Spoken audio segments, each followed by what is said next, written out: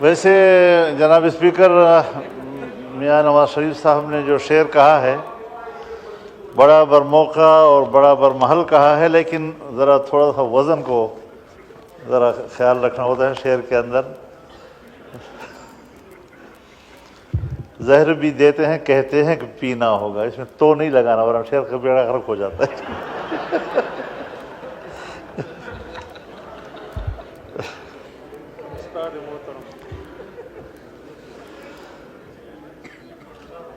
بسم اللہ الرحمن الرحیم، نحمدہ ونصلی علی رسولہ الکریم، اما بعد۔ جناب اسپیکر، میں نے آج اس ایوان کے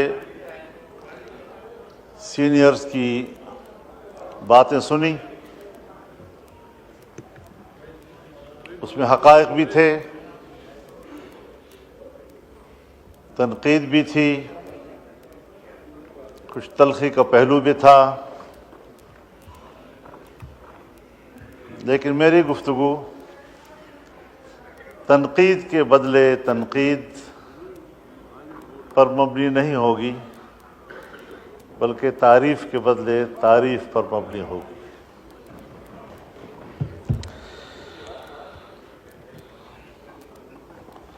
جناب اسپیکر، کچھ چیزیں ہمیں خود سمجھنی ہوں گی۔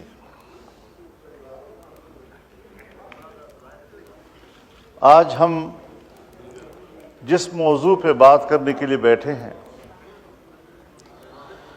اور آج ہم جو آئینی ترمیم پاس کرنے جا رہے ہیں، اس کا آغاز کب ہوا، اس کا سبب کیا بنا؟ Please lower your voices, thank you جی۔ یہاں ایک مسئلہ اٹھا تھا کہ سپریم کورٹ کے جج صاحبان کی مدت ملازمت میں اضافہ کر دیا جائے۔ ایک یہ بھی تجویز تھی کہ ججوں کی تعداد میں اضافہ کیا جائے، اور یہ بحث میڈیا میں زیادہ چلتی رہی۔ باضابطہ طور پر ہمارے سامنے ایسی کوئی بات نہیں آئی، لیکن بالآخر پارلیمان کے اندر سے بھی، سیاسی حلقوں کے اندر سے بھی جب اس قسم کی باتیں ہمیں یہاں پہنچیں تو میں نے اس وقت اسی فلور پہ یہ عرض کیا تھا کہ یہ ایک آئینی ترمیم ہوگی، اور آئینی ترمیم کا موضوع شخصیات ہیں۔ یہاں پر اصل میں جھگڑا شخصیات کے حوالے سے ہے کہ اگر ایک جج ہے تو اس سے حکمران پارٹی گھبرا رہی ہے، اگر دوسرا جج ہے تو اس سے حزب اختلاف کی جماعت جو ہے وہ گھبرا رہی ہے، اور ایک کی کوشش یہ ہے کہ فلاں جج ہو، دوسرا کہتا ہے کہ فلاں جج ہو۔ اس چیز میں ایک مسئلہ پھنس گیا تھا، جس کے لیے میں نے عرض کیا تھا کہ آئینی ترمیم کو شخصیات کے تنازع میں یرغمال نہ بنایا جائے، بلکہ آئینی اصلاحات لائی جائے باقاعدہ طور پر، اور ملک کے عدالتی نظام کو ٹھیک کیا جائے۔ اب ظاہر ہے یہ میرا ایک تصور تھا، اور ہمارے مد نظر تھا یہ کہ 2006 میں جب پاکستان مسلم لیگ نون اور پاکستان پیپلز پارٹی کے درمیان جناب میاں نواز شریف صاحب کے اور جناب بے نظیر بھٹو شہید صاحبہ کے درمیان چارٹر آف ڈیموکریسی یا میثاق جمہوریت پر دستخط ہوئے، تو اس کو ایک پذیرائی ملی، اس کے مندرجات کو ایک پذیرائی ملی، اور اس کے اندر ایک آئینی عدالت کا تذکرہ تھا۔ اب ظاہر ہے میں ہوں یا جتنی بھی یہاں پر پارلیمانی جماعتیں ہیں، جو اس وقت موجود تھیں یا جو سیاستدان تھے اس وقت، ہرچند کہ بہت سے لوگ اس کے دستخطی نہیں ہیں، لیکن بعد میں ایسے فورم وجود میں آئے کہ ان فورمز پر جب ریزولوشنز آئے تو وہ انکلوڈیڈ بائی COD، اور ہم نے بھی اس پر ساتھ کیا ہے۔ لیکن جناب اسپیکر، ہمیں ایک بات سمجھ لینی چاہیے کہ COD نہ تو آئین کا متبادل ہے، یہ نہ قانون کا متبادل ہے،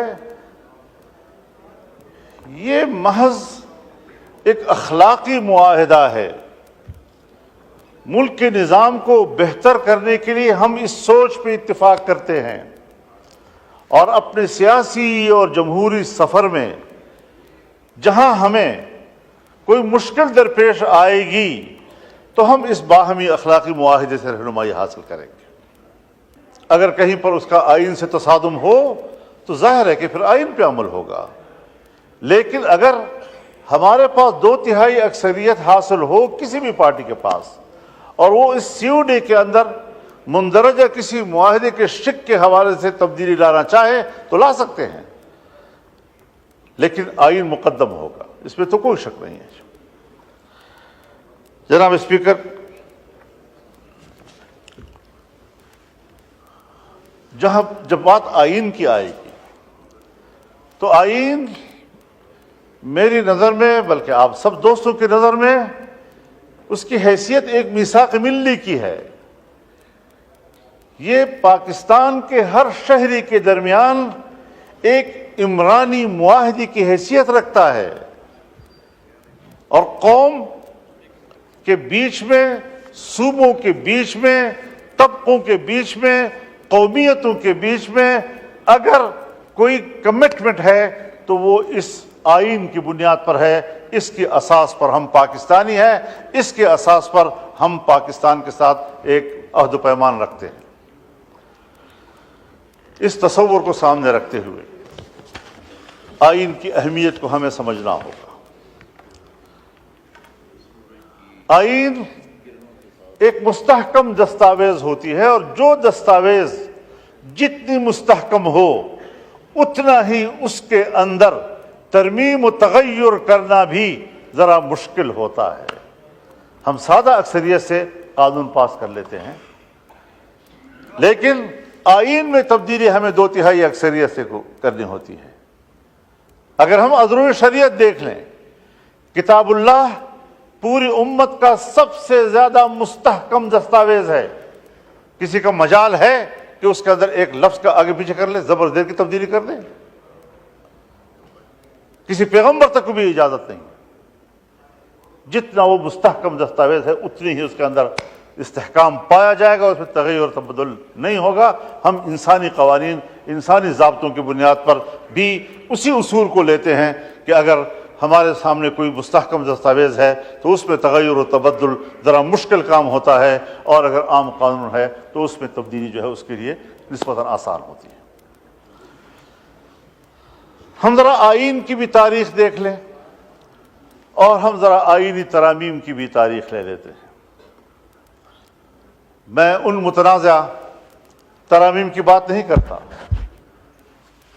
جو کسی نے یا اپنی اکثریت کی بنیاد پر کرا دیے یا کسی ڈکٹیٹر نے کرا دیے۔ میں ان مثالوں کو مد نظر رکھوں گا جو ہمارے لیے آئیڈیل ہو سکتے ہیں، اور جس کو ہم اپنے لیے ایک رہنما اصول کے طور پر اپنا سکتے ہیں۔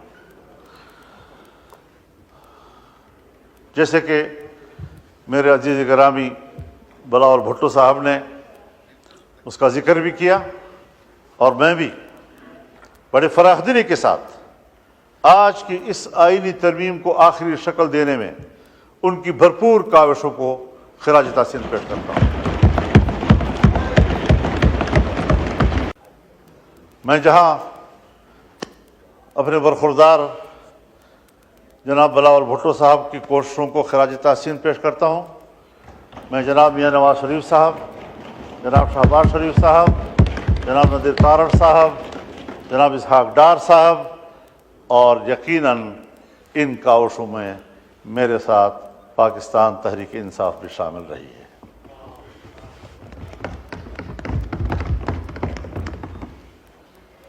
میں نے خود اس میں جو کردار ادا کیا، جو اللہ نے مجھے توفیق دی، میں نے اپنی بھرپور کوشش سے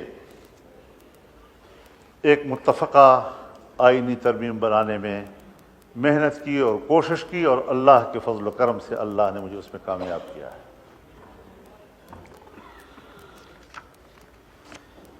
جناب اسپیکر، جب آئین بن رہا تھا اس وقت کا سیاسی ماحول کیا تھا؟ ملک ٹوٹ چکا تھا۔ ملک کے ٹوٹنے پر سیاسی اختلافات تھے، کون ذمہ دار ہے اس کا؟ اور یہ کوئی معمولی حادثہ نہیں تھا۔ ہم فوری طور پر ایک باقاعدہ مستقل آئین نہیں بنا سکے، ہم ایک عبوری آئین کی طرف گئے، اور کچھ عرصہ عبوری آئین حکمران تھا۔ ون یونٹ ٹوٹ گیا تھا، دو صوبوں میں نیشنل عوامی پارٹی اور جمعیت علماء اسلام کے اتحاد سے حکومتیں بنی، اور دو صوبوں میں پنجاب اور سندھ میں پاکستان پیپلز پارٹی کی حکومت بنی۔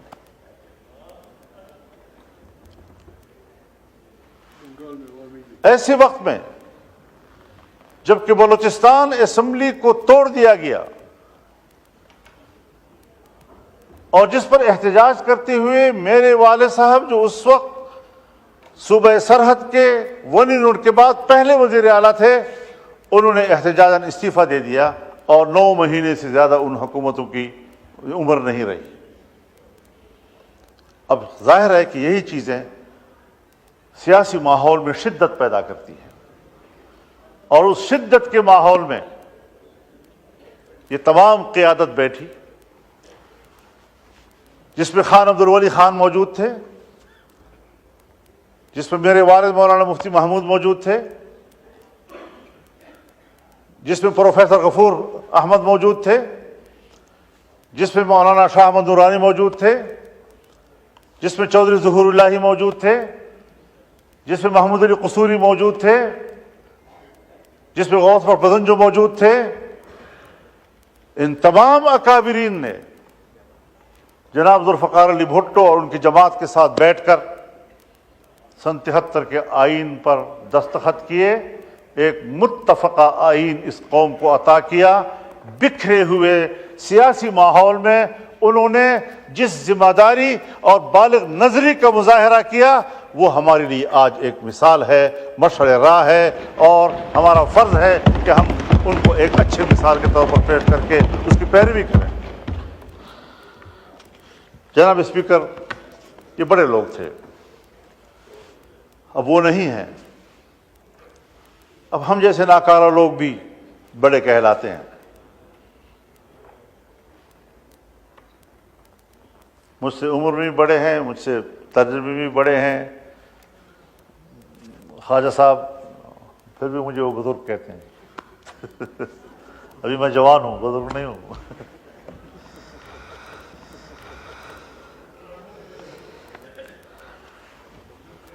لیکن جب 18ویں ترمیم کے لیے ہم بیٹھے تو جناب اسپیکر، یہ بات ریکارڈ پر، ہم 9 مہینے سے زیادہ عرصہ بیٹھے ہیں۔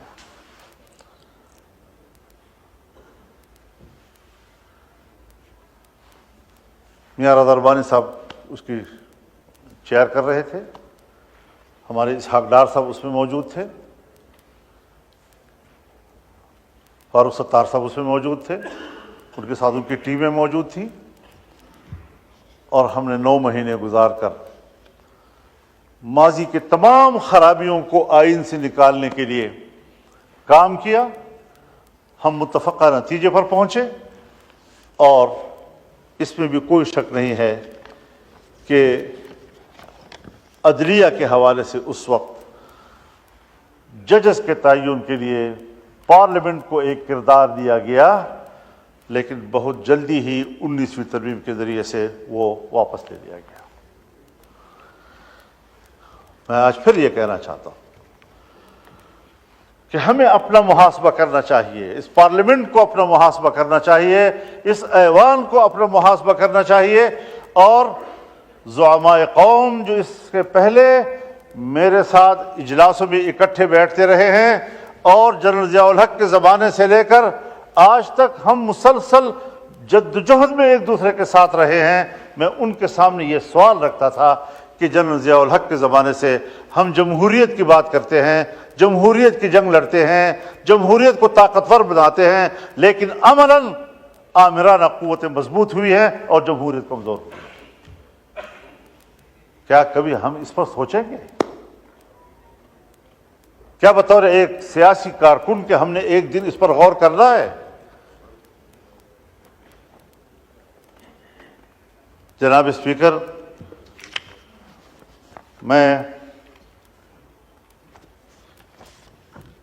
متنازع باتیں آج نہیں چھیڑنا چاہتا۔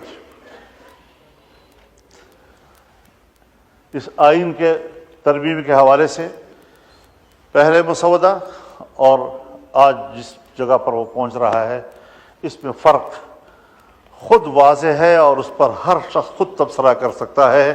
مجھے ضرورت نہیں ہے کہ میں اس پر تبصرے کروں۔ ابتدائی مسودہ 56 کلازز پر مشتمل تھا، اور جب اس کو حتمی شکل دی گئی تو یہ 22 کلازز کا ایک ترمیمی بل بنا ہے۔ یہ کانٹ شانٹ یہ نظریاتی بنیادوں پر ہوئی ہے۔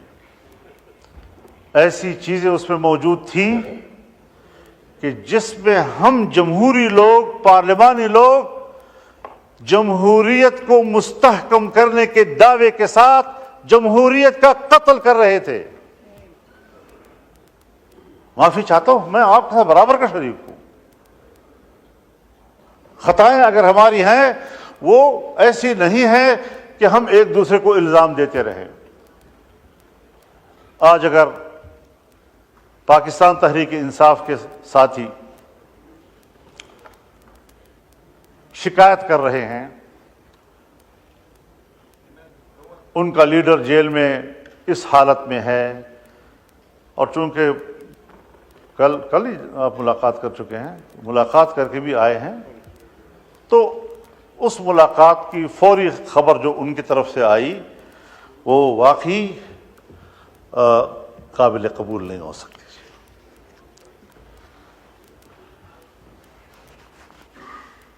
جلسے اجتماعات وہ ایک جمہوری حقوق ہیں۔ اگر جمہوری حقوق میں کے دائرے میں کوئی فیصلہ کرتا ہے، جلسہ کرتا ہے، اس کو جلسے کا حق ہے۔ لیکن میں ایک بات واضح کر دینا چاہتا ہوں کہ اگر میاں نواز شریف صاحب پر ظلم ہوتا ہے، میاں شہباز شریف صاحب پر ظلم ہوتا ہے، آصف علی زرداری صاحب اور ان کی بہن کے ساتھ، ان کی جماعت کے سینئرز کے ساتھ زیادتی اور ظلم ہوتا ہے، اور میں ان کے ساتھ شانہ بشانہ کھڑا ہوں، ان کے خلاف ہونے والے ہر قدم پر میں نے فرنٹ لائن پر لڑائی لڑی ہے۔ اگر میں اس وقت آپ کے اوپر ہونے والے مظالم میں آپ کے شانہ بشانہ تھا تو میں آج بھی عمران خان پر ہونے والی سختیوں کی مذمت کروں گا۔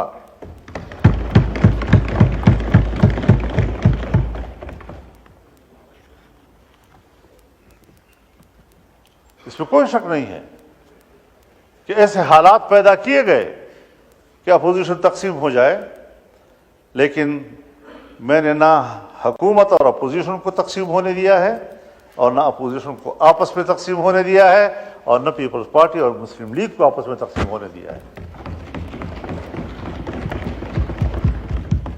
میں نے پیپلز پارٹی سے بھی، بلکہ حکومت سے بھی درخواست کی تھی کہ آپ یہ مسودہ شنگھائی کوآپریشن کانفرنس کے بعد کریں۔ میں نے پی ٹی آئی سے بھی درخواست کی تھی کہ ان دنوں میں آپ کسی قسم کا کوئی مظاہرہ نہ کریں. کیوں؟ باہر سے مہمان آ رہے ہیں. مہمان ویسے بھی قابل قدر ہوتا ہے. گھر میں بھی اگر بھائیوں کے اندر اور عزیزوں کے اندر میں تھوڑی سی کوئی خلش ہوتی بھی ہے تو بھی جب مہمان آتا ہے تو وہ مل کر اس کی خدمت کرتے ہیں, اس کی عزت کرتے ہیں. تو پھر گھر کے داخلی اختلافات اور ناراضگیاں بھول جاتے ہیں. یہ ہمارے معاشرے کا اساس ہے اور میں نے اسی بنیاد پر یہ بات کہی تھی. میں شکر گزار ہوں جناب شہباز شریف صاحب کہ آپ نے اس مسودے کو ان دنوں میں اس پر کام کرنا چھوڑ دیا اور اس کو مؤخر کر دیا تھا.